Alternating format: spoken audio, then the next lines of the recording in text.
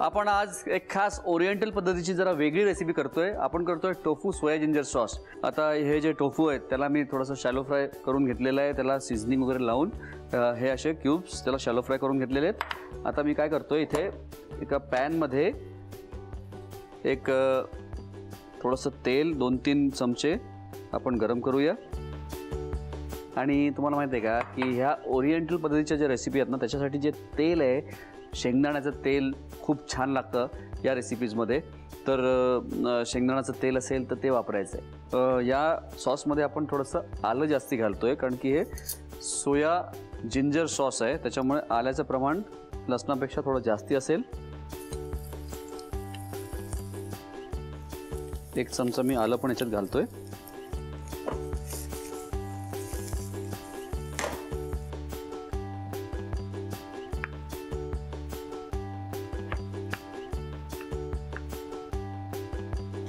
बांबू shoots पण cut करून घेतलेले आहेत, कापून घेतले आहेत. आणि आता मी याच्यात टाकतोय थोड्या हिरव्या मिरच्या,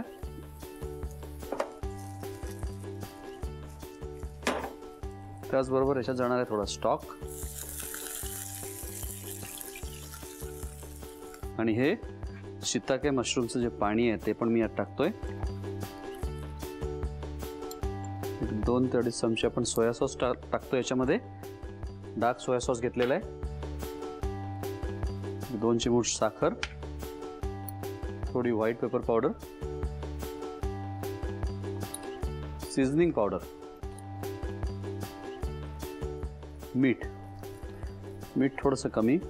सोया सॉसमध्ये पण मीठ आहे तर त्या हिशोबाने मीठ थोडंसं मी आता सध्या कमी टाकतोय. नंतर आपण एकदा बघूया सॉस झाल्यानंतर, जर लागलं तर आपल्याला नंतर टाकता येईल.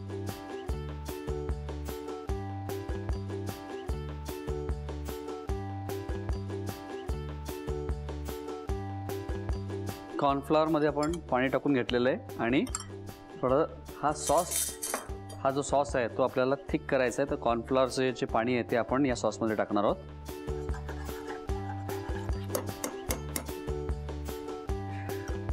त्याचबरोबर याच्यामध्ये जाणार आहे टोफू, मशरूम्स, शिताके मशरूम्स आणि हे बॅम्बू शूट्स. रंग मस्त आलेला आहे. थोडंसं पाणी टाकतोय. आता सगळ्यात शेवटी मला ह्याच्यामध्ये टाकायचा एक महत्त्वाचा घटक, तो म्हणजे तिळाचं तेल. ह्याच्यामुळे त्याला खरी चव मिळते. एक 4-5 थेंब तरी त्याच्यात टाकायचे आहेत आपल्याला. थोडंसं एक अर्धा चमचा मी टाकलेलं आहे तिळाचं तेल. आणि त्याला मिक्स करतोय. त्याला उकळी येऊ देतोय छान.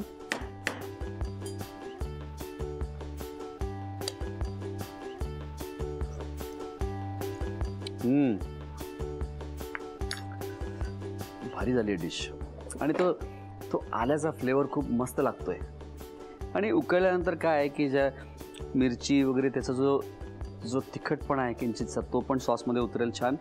आणि बाकी याची चव मस्त झाली आहे. थोडासा आणखीन सोया सॉस थोडासा वाढवतोय बस, बाकी काही त्याला. सफरचंदाचे काप नीट परतल्यानंतर त्यामध्ये दालचिनी पूड आणि मध घालून पुन्हा नीट परतून घ्यावं. बटर लावलेल्या ब्रेडवर सफरचंदाचे तुकडे, बदामाचे तुकडे, टुटी फ्रुटी, डार्क चॉकलेट आणि मीठ घालून दुसरा ब्रेडचा तुकडा त्यावर ठेवून वरच्या बाजूला बटर लावून घ्यावं. एका बाउलमध्ये स्ट्रॉबेरी सिरप आणि क्रीम घालून सॉस तयार करून घ्यावा. तयार सँडविच पॅन मध्ये बटरवर ग्रिल करून घ्यावं आणि स्ट्रॉबेरी सॉस बरोबर सर्व्ह करावं.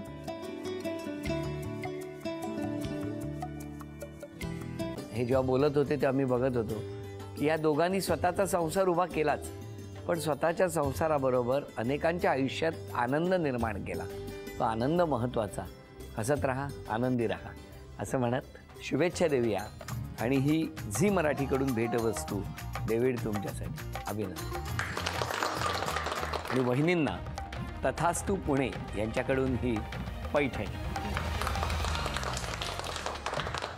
अभिनंदन.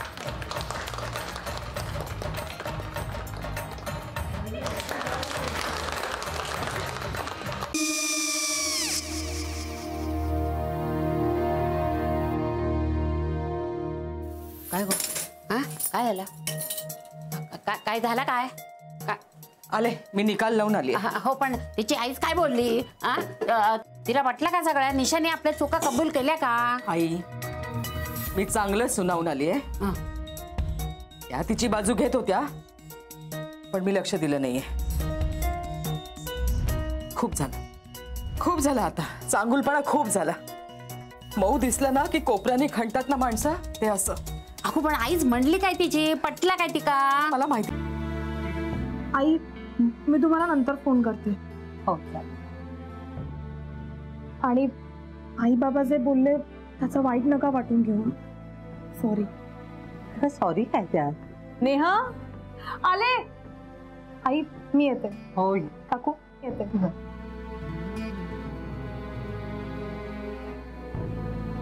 सावकाश जाग. हो हो. मग काय काकू, कधी उडवता लग्नाचा बार? बघूया.